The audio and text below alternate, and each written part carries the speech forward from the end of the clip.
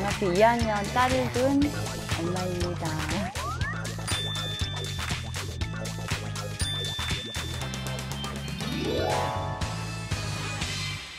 저는 이제 이 교육 개정에서 쭉 흐름들을 우리가 보고 있었잖아요. 네. 아마 이병헌 선생님도 공감하실 것 같은데 현재 중3들은 지금 두려움에 떨고 있단 말이에요. 이게 뭐 내신도 절대평가로 바뀌는 거냐 아니냐 이 문제도 있는 거고 수능이 통합이냐 아니냐 일부 융합이냐 아니냐 그리고 뭐 절대평가로 다 가는 거냐 아니냐 지금 뭐 이게 후보들 얘기들이 있었기 때문에 근데 이걸 당장 내년에 고등학교 1학년 되는 아이들한테 이번 여름에 발표하겠다라고 하는 것은 저는 아니다 싶은데 어떻게 생각하세요? 근데 뭐 늘상 대통령이 되면은 그 해에 중3인 아이들을 대상으로 입시정책 발표를 해가지고 바꿔왔기 때문에 이미 각오들은 다 하고 있지 않았을까. 그리고 사실 중3들은 아무 생각이 없어요. 중3 학부모님들이 굉장히 많으신 건데. 학부모님들이 그렇죠. 예, 이미 좀 뭐 이거에 대해서 많은 얘기들이 오고 갔었고. 그리고 또 이거를 갑자기 뭐 수능을 그렇게 바꾼다고 해가지고 뭐 엄청나게 대응책이 여러 가지로 나올 수 있는 문제는 아니기 때문에 저는 뭐 크게 두려워하지 않고 제도 개혁을 해도 학생들도 정말 불쌍하고 또 그렇지만 또 하나 이제 당황스러워 할 곳은 대학이라고 생각해요. 맞아요. 만약에 수능을 절대평가로 받게 한다. 그러면 과연 어떤 아이들을 뽑을 것인지 생활기록부에 예를 들면 뭐 과목별 세분화 특기사항이 조금 다르게 편애한다 해준다 해도 학교랑 또 교사의 역량에 따라도 달라질 수 있는 그런 부분이고 또 만약에 그렇게 되면 대학 어떤 뭐 본고사 이런 부분이 부활할 수도 있고 그럼 또 다른 사교육이 만들어질 수도 있고 되게 대학에서도 되게 난처할 것 같아요. 그러니까 지금도 대학에서 어떻게 할지 그 주시하고 있다가 이제 본인들도 이제 발표를 하게 될 것 같은데 추첨제라는 좋은 제도도 좀 있지 않습니까? 고등학교도 추첨제하는 대학도 추첨제 대신에 졸업하기는 굉장히 어렵기 때문에 궁극적으로 우리가 나아갈 방향일 수도 있는데 이게 이제 소위 말하는 이제 대선 어떤 그 시기적으로 들어가기 전에 나왔던 게 이제 2015 개정 교육과정 아닙니까? 그래서 거기서 통합 얘기만 있었어요. 그러니까 학부모님들 입장에서는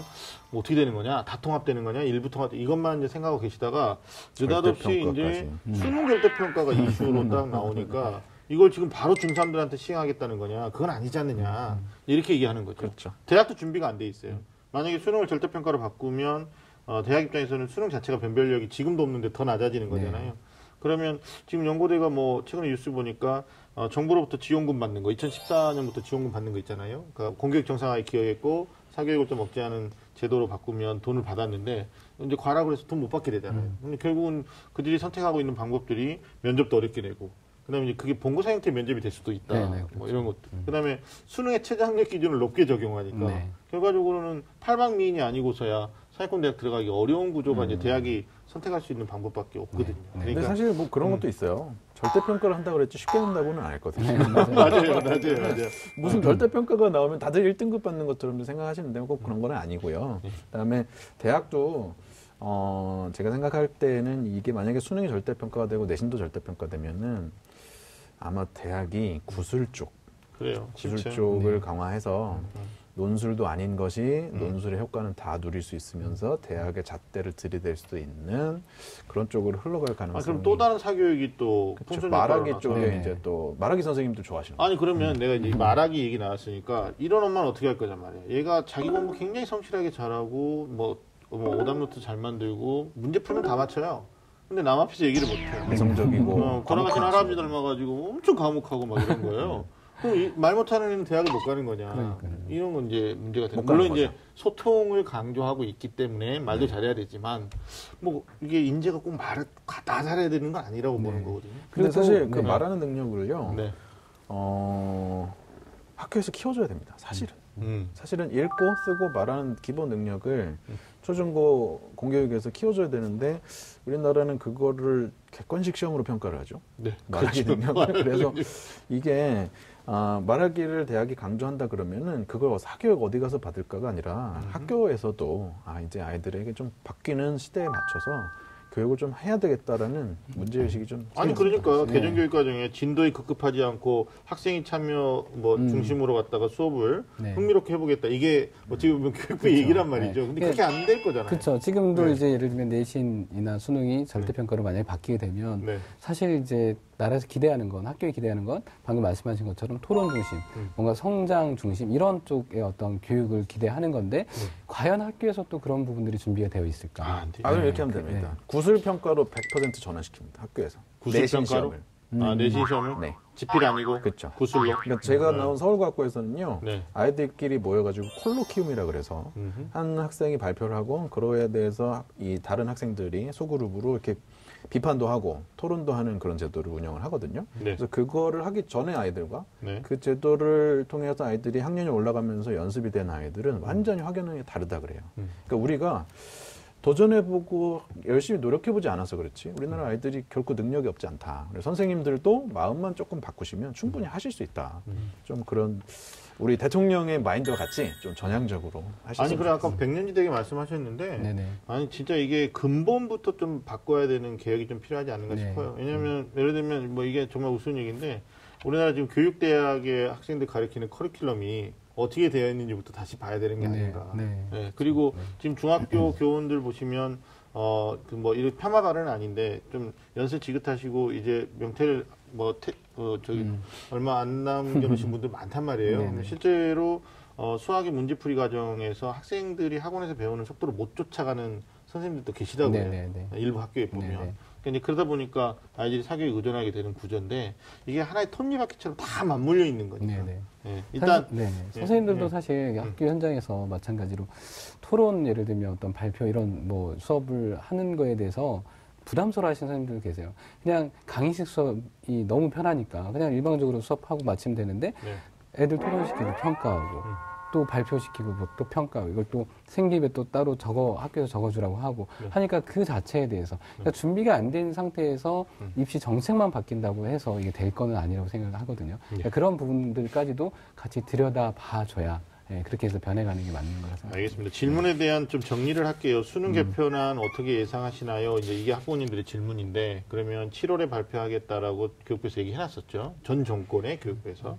이병훈 선생님 생각은 네. 어찌됐든 대통령이 바뀌었지만 7월에 발표할 것 같다. 발표를 할 것 같습니다. 그리고 이미 오랫동안 준비해왔던 거기 때문에 공통 과목 기본적으로 보고 네. 선택하는 것은 뭐 지원하는 학과나 대학에 따라서 선택 과목까지 다 선택하게 만드는 걸로 발표되고 절대 평가에 대해서는 모르겠어요. 7월에 발표할 수 문재인 있을지. 대통령이 후보 시절에 공약으로 냈던 거니까 그걸 바로 적용하기는 좀 네네. 무리도 있거니와 그거는 너무 시기가 빠르다. 제가 예언을 하자면 절대 평가는 7월에 발표 못한다. 네. 그러나 이 개정 교육 과정을 기반으로 한 수능을 어떻게 운영할지는 7월에 발표할 것 같다. 네.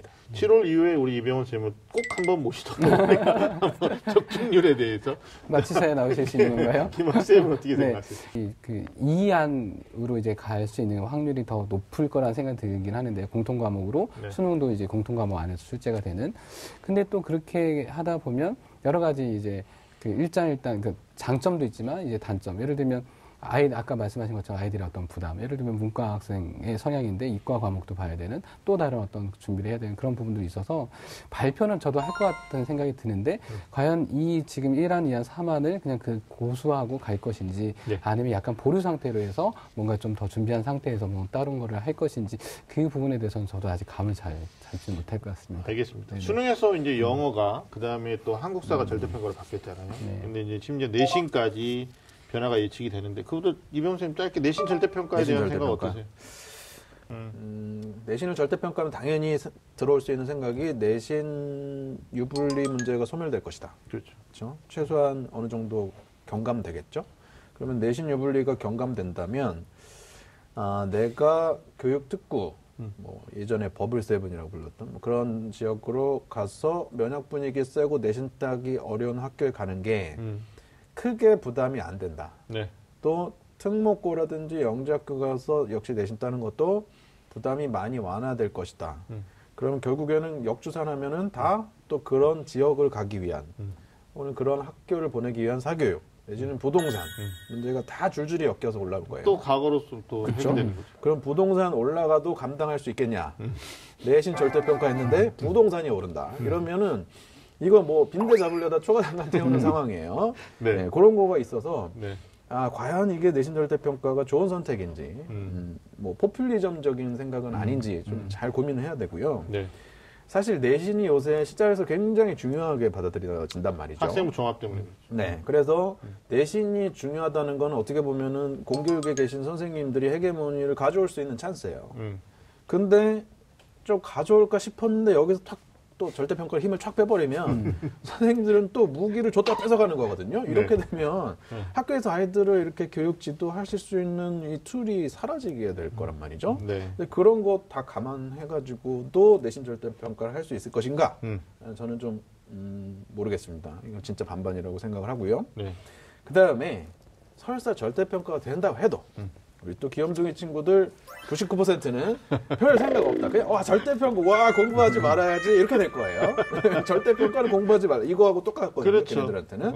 그리고 이제 상위 1%는 뭐 절대평가가 하든 아무 상관없이 그냥 열심히 할 거예요. 늘 하듯이.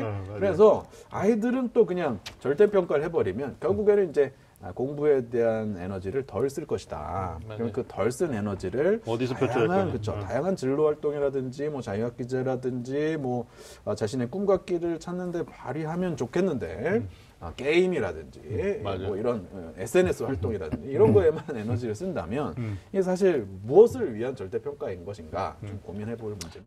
저는 이제 아까도 이제 비슷한 말씀드렸지만 아까 이제 말씀하신 것처럼 상위권 애들은 똑같이 하고 근데 중위권 하위권 아이들 같은 경우는 내신 절대평가, 수능 절대평가로 바뀐다 하더라도 그들 사이에서는 계속 상대평가라는 느낌을 가지고 있을 것 같아요. 그냥 예전보다는 더 나아지긴 하겠지만 그리고 이제 내신이 절대평가로 바뀌게 된다 그러면 아까도 이제 좀 비슷한 말씀 그럼 대학에서 얘네들 어떻게 뽑을 것인가 지금은 이제 상대평가로 해서 정말 뭐 내신 좋은 애 더 뽑고 싶어 하고 그렇죠. 그러면 절대평가로 바뀌게 되면 분명히 서류나 이런 부분에서 분명히 차별화를 어디선가 둬야 되는데 그럼 이제 선생님들의 어떤 부담 아직 뭐 무기는 가지고 있을 것 같아요. 세분류 특기사항이라는 것도 있고 생기부 안에 뭐 추천서라는 것도 있고 뭐 무기는 가지고 있을 거라는 생각은 들긴 하지만 선생님들의 어떤 그런 어떤 뭐 변화, 준비 이런 부분들도 더 많이 필요할 거라고 생각이 들고 대학에서 어떻게 평가를 할까? 한양대 같은 경우는 학생부 종합전형 내신 아예 안 보잖아요. 안 보죠. 세특을 더 많이 보는데 그러면 그렇게 갈 것인가? 대학에서도 내신 뭐 절대평가를 받게 되면 뭐 그렇게 갈 것인가? 이런 부분들도 뭔가 저는 그 부분이 네네. 아마 내신 어떤 학교들의 내신 성적과 그 학교 출신들의 대학 학점을 더 긴밀하게 연동시켜서 고교 역량을 평가하는 그렇죠. 고교에 대해서 더 평가하려고 든다고 봅니다. 그렇게 되면 이제 아까 말씀하셨듯이 학교가 몰릴 거예요. 선호 학교가 분명히 발생하게 될 것이고 소위 말하는 이제 고교 등급제 우리가 공공연하게 얘기할 수 없는 건데 이미 이제 대학으로부터 좋은 평가를 받고 있는 고교에 중학교, 초등학교 학부님들이 미리 생각하겠죠.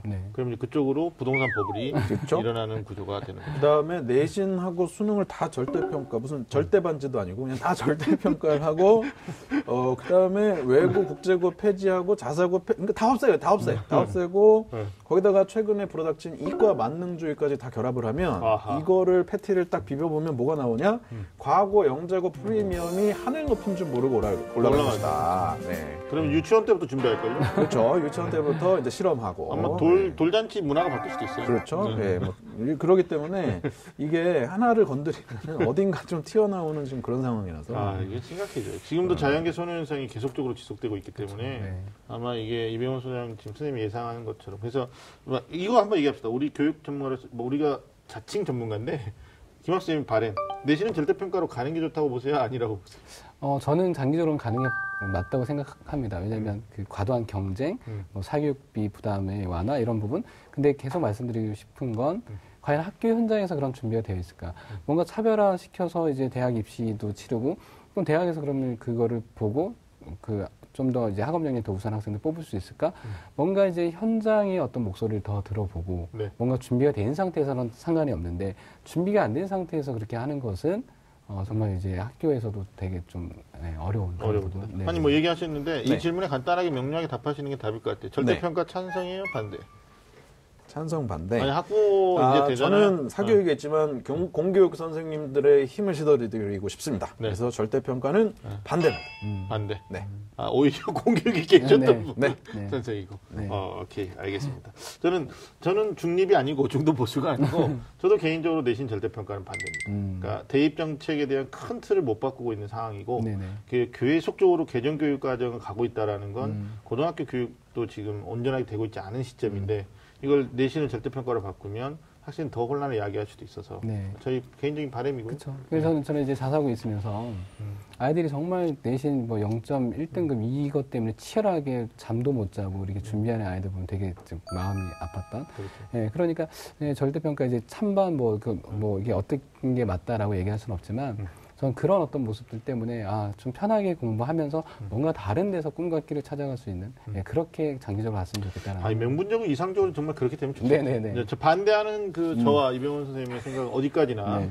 TBS 상담받고 대학가자 입시본색 네. 제작진과는 무관한 저희들만의 개인적인 지극히 개인적이고도 주관적인 사견입니다. 사견임을 자막으로 나갈 네네. 거라고 네네. 생각을 합니다. 네, 어떤 뭐 2015 개정 교육과정에 의해서 예측을 쭉 하고 있었던 거고 또 개인적인 바람까지 얘기를 했는데 그러면 과정적으로 이게 된다라고 가정해 볼게요. 뭐.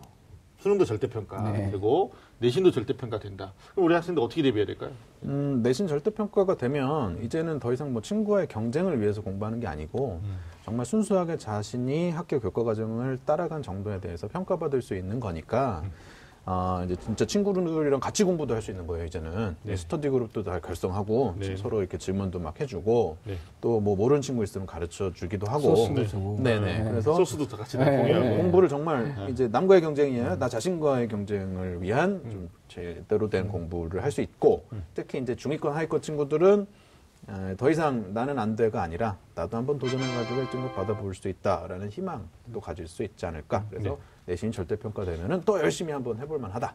알겠습니다. 또 하나 이제 중요한 것은 뭐 교육부로 우리가 입학하는 게 아니기 때문에 대학의 입시가 어떻게 변화되는지를 또 면밀히 관찰할 필요도 있을 것 같아요. 그렇죠. 이게 또 어떻게 반영될지. 네, 내적인 어떤 준비도 차근차근 해나가시면 어떨까라는 생각을 해봅니다. 자, 오늘은 안개 속 고입 어디로 갈까라는 주제로 다양한 이야기를 나눠보고 있습니다. 자, 여러분 지금 좀 아는 쌤들의 리얼 입시 토크 입시본색과 함께하고 계십니다.